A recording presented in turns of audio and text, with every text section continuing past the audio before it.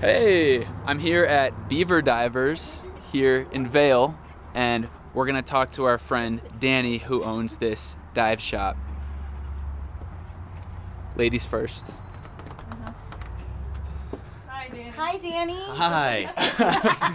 My name's do? Danny. I'm from Washington, D.C. Now I live in Vail, Colorado, and this is my dive shop. It's the highest dive shop in the world at 8,000 feet. What's that in meters?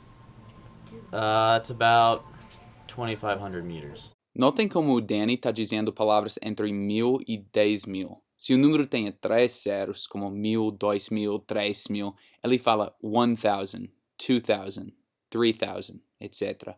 Porém, se o número tem 2 zeros, por exemplo, 2.500, ele usa 100, com um número maior antes. Foi 2,500 meters, em vez de falar 2,500 meters. Os dois são corretos, na verdade, só que 2,500 é mais fácil de falar e por isso mais comum. It's the highest dive shop in the world at 8,000 feet. What's that in meters? It's about 2,500 meters. Let's check it out. I've never been scuba diving. Don't know if I'll ever go. Well, I Actually, know a that's a guy. lie. I went in a pool once You went in a pool scuba diving once? in Hawaii. A Lauren usou o tempo verbal, o present perfect, quando falar de experiência. I've never been scuba diving. Mas na hora de falar de um momento específico, ela começou a usar o tempo verbal simple past, o passado simples. I went in a pool once. I've never been scuba diving. Don't know if I'll ever go. Well, I know Actually, a that's a guy. lie. I went in a pool once You went in a pool scuba diving once? in Hawaii. You It went to was a- Hawaii and it you was like a decided 4-foot instead of pool. going in the ocean, you went in a pool. Well, I did a little demo. I And was you a had little all the nervous. breathing equipment? Yep. It was really weird to breathe. These are our masks, our wetsuits. Wow. Pretty much anything that you need to dive anywhere in the world you can buy here. Pretty much é o nosso praticamente. A gente usa practically também, mas pretty much é muito mais comum. Pretty much anything that you need to dive anywhere in the world you can buy here. Look Now. how cute. Look at how cute that is. Wow. Is that the tiniest thing you've ever seen? What are these? These are wetsuits. Oh, those are tanks. Notem que ele usou these, estes, quando achou que eu estava falando dos wetsuits, e usou those, esses, para os tanks. Tem som do Z, né? These, those. What are these? These are wetsuits. Oh, those are tanks.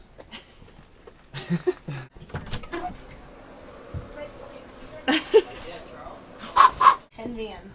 You put it on backwards. Oh no, is this backwards? Opa! Estou interrompendo o vídeo para ensinar com essa camisa. Se usar assim, se chama backwards. Se fosse possível usar assim, se chama upside down. E assim se chama inside out. Bora Bahia, minha. You put it on backwards. Oh no, is this backwards? Alright, so what you're going to do, look up towards the ceiling, place this on your face, and breathe in and out of your mouth, not your nose. Oh yeah, he needs a snorkel. Got my fins. Got your fins on. So I put it on like this? Yeah, just like a jacket. Like a jacket. Damn, that's heavy.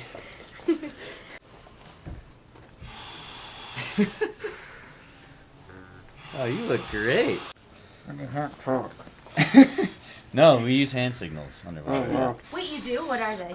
Well, the common one is, are you okay? Okay. You okay, Gavin? He's Getting fogging hot? big Do you want time. to go outside? He's fogging big time. Ele tá embaçando muito, mais ou menos. Falando da máscara, né? Big time é uma gíria, um advérbio que quer dizer muito aqui, mas nem sempre pode traduzir muito para big time. É possível no inglês somente quando a frase acaba com muito em português. Por exemplo, eu estava muito doente, seria I am very sick. Não, I am big time sick, algo assim. Mas este remédio ajudou muito, pode ser that medicine helped big time. Ah, e o gesto que fizemos nunca é pejorativo nos Estados Unidos. You okay, Gavin? He's Getting fogging hot? big Do you time. want to go outside? Be careful walking. So that is diving. Minus the water. Minus this on the wrong side. What's a polarized rating? So the Maldives is here. The Galapagos, Cocos, going to Cuba, and then Palau, the Solomons, which is a lot of wreck diving, World War II wrecks, and then Fiji. Those are all through 2018. And who do you normally take? Like, who normally goes? So we take people from this area, and they're just Vail locals, really. So what happens is when the mountains shut down, everyone just vacations to the tropics. Vail locals quer dizer o povo, os residentes da cidade de Vail, Colorado. E shut down é phrasal verb que quer dizer encerrar quando falar de uma empresa. Neste caso é o ski resort que encerra para a temporada durante o verão. And they're just Vail locals, really. So what happens is when the mountains shut down, everyone just vacations to the tropics. So that's why it's kind of bizarre having a dive shop at 8,000 feet at a ski resort. But Colorado has more scuba divers per capita than Florida or California. You're kidding. No. You're kidding. É o nosso mentira. Colorado has more scuba divers per capita than Florida or California. You're kidding. No. So there's actually a lot of divers. When I worked in the Caymans, a lot of our American clients were from Colorado. One other cool thing about Danny is that he's done a lot of really long hiking trips in the U.S. So can you talk a little bit about those? Yeah. I did what's called the American Triple Crown of hiking. So the Appalachian Trail, which goes from Georgia to Maine on the East Coast. Then I did the Pacific Crest Trail, which goes from the Mexican border to the Canadian border along California, Oregon, and Washington State. And then I just finished the Continental Divide Trail, which goes through from the Mexican border to the Canadian border, from New Mexico through this area, Colorado, Wyoming, Montana, and Idaho. And how long are those, and how many days did it take you each time? To take é como se expressa demorar ou levar no sentido de tempo. How many days did it take? Quantos dias demorou? E prestem atenção, ele está a ponto de falar vários números entre 1.000 e 10.000 novamente. And how long are those, and how many days did it take you each time?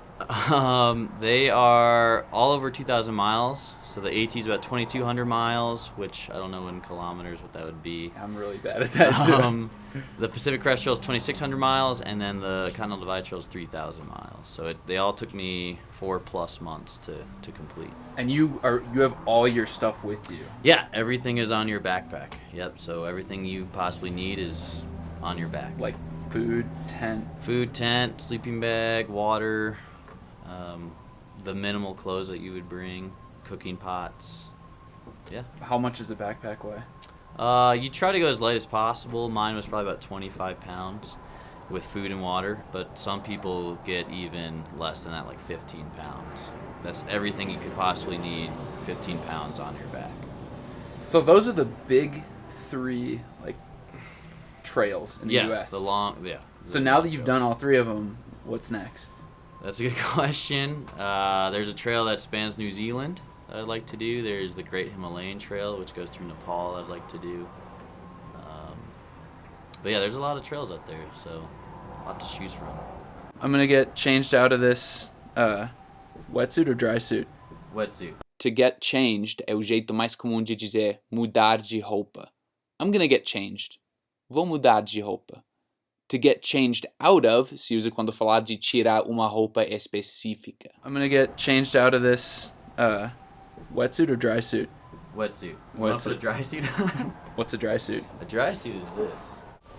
So essentially, you would wear, if it's cold, you'd wear a fleece type underneath, and then this keeps the water out, and then you actually hook a hose up to here, and you add air to the suit so you stay completely dry.